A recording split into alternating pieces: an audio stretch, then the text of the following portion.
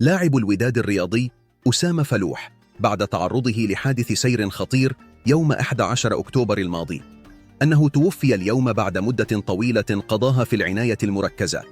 اصطدم اللاعب الودادي الذي كان على متن سيارة رفقة شبان آخرين بشاحنة كبيرة، ما استدعى نقله إلى قسم المستعجلات في المركز الاستشفائي ابن رشد، قبل أن يتم نقله إلى إحدى المصحات بعد أن بلغت إلى علم مسؤولي النادي تفاصيل الحادث.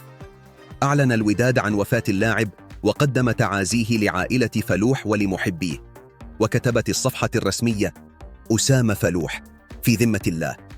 بأسى وأسف عميقين تلقى المكتب المديري لنادي الوداد الرياضي نبأ وفاة اللاعب الخلوق أسامة فلوح. وبهذه المناسبة الحزينة يتقدم السيد سعيد الناصيري الصالة عن نفسه ونيابة عن جميع أعضاء مكتبه واللاعبين والأطقم والإداريين وجميع المستخدمين إلى عائلة المرحوم وأهله وأقاربه، وإلى جميع مكونات الوداد الرياضي بأحر التعازي وأصدق المواساة، داعي المولى عز وجل أن يتغمد الفقيد بواسع رحمته ويسكنه فسيح جناته، وإنا لله وإنا إليه راجعون.